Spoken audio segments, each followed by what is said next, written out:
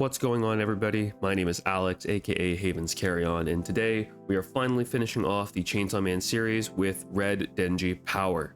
It's been a very hectic week for all of us at Haven, unfortunately, which is why this video took so long. We went to Gen Con, came back from Gen Con. Some of us got sick, myself included, so this is a little bit delayed, but thank you guys for sticking it out for so long. So without further ado, let's dive into Red Chainsaw Man.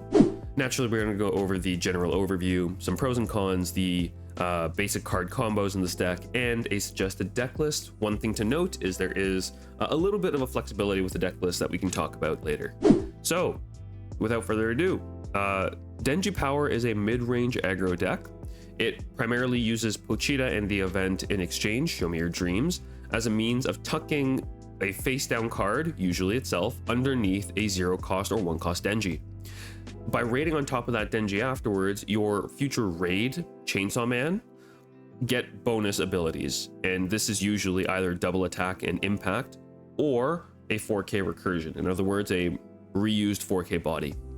Even without these two cards tucked under though, the 4K nullify impact Chainsaw Man does still get the ability to draw 2, so that is also kind of an added bonus, so to speak. And then to pair with Denji, we have Power, and Power gives you an additional board advantage by forcing a block out of your opponent, and whenever you win a combat, you get to draw a card. So in the early game, it's really nice because it kind of acts very similar to AAA Wonder, but in the late game as well, when you're forcing out blocks and your opponent's forced to, keep blocking to make sure they can at least stay in the game, it gives you an additional hand advantage for future turns because eventually you will start losing a few cards in hand. So both of these characters, combined with the abundance of filter and draw, make sure that your discarded Denji and Pochita are always somewhat put to use, as Pochita lets you take the discarded Denjis, your 0-cost and 1-cost, and basically bring them back onto the board. And then similarly, your 3-cost Denji, you can shove Pochita or the event back underneath other non-rated Denji cards, and overall just makes your life a lot easier when it comes to looping your raids over and over again. So the Denji Power Deck has a lot of pros. It's a combination of multi-swing plus force board advantage, which is really hard to deal with, especially in the early game, but even in long games, right? Where if you force a good board advantage early game and your opponent has to block out, in the late game, it becomes hard when you need to start blocking to stay alive and not get within a lethal range. And any scenario where they have a multi-swing and board removal is super difficult to deal with. The deck has an incredible amount of filter. In fact, most of your utility is filter and you play a lot of low-end utility. And so discarding in this deck is really beneficial in a lot of scenarios. You also get the ability to recur a unit that has null impact and 4K. The null impact obviously wears off when you recur the unit, but it means you always have pressure when you use the 4K Denji raid on both offense and defense. You get to attack multiple times. If you attack with it and your opponent makes the mistake of taking a life and it's a special trigger, and they special that 4K Denji, guess what? You can just replay it and it comes in active again and you get to swing again. So if they misplay, you actually got a free swing. And then lastly, there's a lot of combos with this deck, a lot of ways to just loop your Denjis in or tuck cards underneath your Denjis that enables a high-paced aggro loop. And you can keep going without burning out because of how much double energy you get out of your 0-cost Denji being able to crack for double energy and then immediately raid on top of it so you don't lose it. You get your 2-cost Power, which also gets to be a double energy if you discard a card, which again, discarding is beneficial. That's not a bad thing, right? So you get to keep that loop going over and over. Really difficult for your opponent to deal with unless they have a way to constantly remove your 5Ks. Now, no deck is without cons. This is no easy feat to kind of remove from every deck in the game, but decision paralysis with this deck is very, very prevalent. If you're not used to the deck, it takes some time to make some choices, and there are some very small optimizations you can make on your decision making to change the way that your outcomes come out, and this results in a lot of misplay sometimes. In fact, being able to filter off your top, checking your top 1, checking your top 2, discarding your top 1, discarding one of your top 2, choosing to filter in certain ways. All of this creates certain micro optimizations that you may or may not be used to. To be honest with you, the raids in this game are very reliant on the Pochita or the event to make full optimization out of. It's very, very annoying to play any of your raids without having a Pochita tucked under or an event tucked under one of your Denji. And sometimes you have to, sometimes you even have to play the rated card as a vanilla, but it just feels so much worse when your deck is sort of trying to build around the idea that you always have Denji kind of powered up. And if we miss this, the game becomes a lot harder because you lose your double attack, you lose your recurring 4K, and realistically, your deck just becomes a vanilla showcase. This deck is really good against raw removal from sidelining, but it actually has a very poor time going against bounce and bottom decking. It makes your 4-cost Denji really obnoxiously useless because it doesn't get to use any of its trigger. And especially in this deck, where if you bottom deck the 4-cost Denji, it also loses the tucked under card. It feels like you kind of went through a lot of effort to just lose it. And this also includes power, funny enough. Power has the ability where if it is sidelined with a more than 500 BP, you get to actually sack a different 4K body. That's not the case when you bounce power, and it's also not the case when you bottom deck it. So kind of annoying. Lastly, since the end game of this board is very 4K plus reliant, since all of your raids are basically 4K plus, and your whole point is to just shove raids as much as possible. Any deck that has a BP bypass threshold of 4,000 or higher, in other words, if they don't allow you to block with 4,000 or higher BP units, kind of just gets to do free chip damage, and there's nothing we can do about it, right? So some very common options that we've been seeing nowadays for BP bypass can be like Shadow Army is one of them sometimes.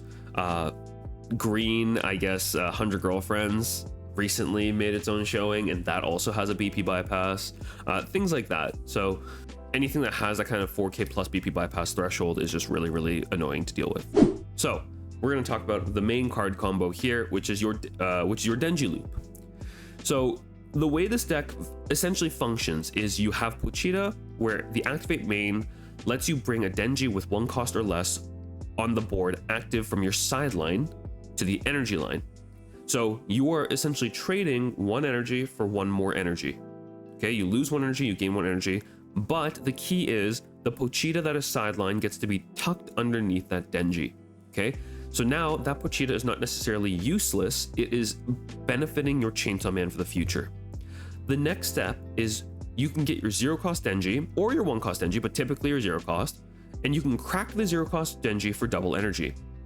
Now, in a lot of scenarios, the 1-cost Denji is fine, but your 0-cost Denji actually gets you into the 6 energy range a lot sooner, to the point where if you're going first, you can raid 6-cost Chainsaw turn 2, which is kind of egregious. Now, you crack the 0-cost Denji, you will have 6, let's say you make 6 energy off Chainsaw Man, and then you get to raid 6-cost Chainsaw. Now, the great thing about this is you went from having 1 energy to then having 2 energy by cracking the Denji, to then having 0 energy because you raided. Now that typically for most decks is the end all be all. You raided on top, the unit goes to the front, you don't have any more energy. But the great part about this is when you swing Chainsaw Man, you then get to take the Pochita that's face down under it, right? And Chainsaw typically will take a face down card and just sideline it, but Pochita, if it's sidelined instead as the face down card, gets to be replayed resting onto your energy line, which A, re-triggers its filter condition, and B, gets you back the energy you spent. Because remember, we started with 1 energy Pochita in the back line, we are ending with 1 energy Pochita in the back line. The difference is we now have a 6-cost 5K in the front line, and you swung twice. So it's already a fully net 0 loop on the energy perspective.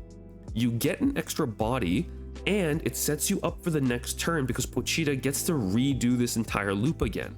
So all of this is to say, the Denji loop here is probably one of the more efficient aggro loops in the game because it's so self-sufficient, and realistically, as long as you see a Pochita and a 1-cost or 0-cost Denji in your discard, you will always have some sort of way to fodder into the 4-cost or the 6-cost Chainsaw Man raid, and as a result, get full efficiency off of it.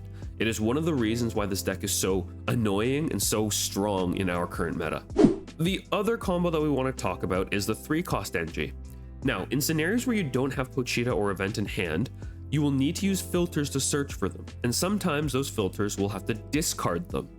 So to keep your tempo alive, you can actually use the 3-cost Denji to search, discard either Pochita or the event, and then immediately tuck it using the 3-cost effect underneath a Denji. So this is also a secondary way of getting to the aforementioned Denji loop, right? But this time you're using the 3-cost, and the 3-cost is also a double energy, so it gets you 2 steps closer to the 6-cost energy mark. But like we mentioned before, this deck has so much filter and so many ways to kind of just like shred through your deck and sideline cards. This will guarantee that after shredding, if you still haven't found it, the odds of you finding your next Pochita and event off this filter is very, very high. This also ensures that you'll have enough energy in the backline when you do raid, because you go from 6 down to 4, because you're going to probably lose 2 energy at some point raiding your chainsaw, right? But then you can also just raid from 6 Chainsaw Man, and then on 4, the 4-cost Chainsaw Man. So in the end game, there are scenarios where you'll have both raids out in the front line in one go, right? This is a great way to facilitate that. So here's the sample deck list. Very straightforward. We have 4 Pochita, 4 0-cost Denji, 4 0-cost Power, and you'll notice all 3 of the 0 costs are filter, which is incredible. Like, this is probably one of the few decks that actually gets to play this, I don't want to call it greedy because it kind of feeds into the playstyle, but this aggressively when it comes to drawing through cards. You have your 1-cost Denji, again, draw and discard, good filter. 2-cost Power, double energy choice, and it's a base 3k, which is always nice. Your 3-cost Power, if Denji's on your field, draw a card, and then your 3-cost Denji, which is what we aforementioned as our later game filter. Now, one thing that I'm going to note here, we also have our 4-cost Chainsaw Man raid, our 6-cost Chainsaw Man raid, our 5-cost raid Power. Those are very simple, but the 4-cost Power that is not a raid here is vanilla, pseudo vanilla, 1 sideline draw card. We are seeing now that actually certain lists either don't run this power at all and choose to round out ratios, or run the 4-1 Aki Hayakawa. Now, Aki, Red Aki, for those who don't know, is a searcher where you get to discard a card from hand, look at your top 3, and either grab a Aki, Power, or Denji. Your Chainsaw Man raids naturally are counted as Denji as well. So that Aki also acts as essentially a searcher for your raids and a searcher for powers if you need to just force the block and get some board advantage, right? So that's also being seen as a kind of like a additional tech card or like substitution that you can have. But again, like I mentioned, a lot of decks are also opting to just remove that 4-cost power and round out your ratios. In the sample deck list, we show that we have 1 event, and in exchange, Show Me Your Dreams. If you're playing a rounded out ratio variant, you can play 2 of these. We run 3 finals. There's an argument to be made for 4 because most aggro decks like to play 4 finals and get more efficiency out of it. Shout out Kagurabachi as the very prevalent one for me. And lastly, 4 special triggers with Love Me Some Baddies, arguably one of the best special trigger names in the meta. So this is a really simple base deck list to go off of, but just keep in mind those substitutions, that Aki Hayakawa and maybe an extra event here and there would be a really good choice. Okay, and that's it. Thank you guys so much for watching. Thank you so much for your patience. I know it's been a very long, arduous journey for this one, but really glad we could get through everything together. So if you like these videos and are looking forward to more, please like the video, comment, leave a comment down below, subscribe, and make sure to hit that bell notification so that we can let you guys know ahead of time for any other future guides coming your way. All right, thanks so much. Take it easy, guys. Peace.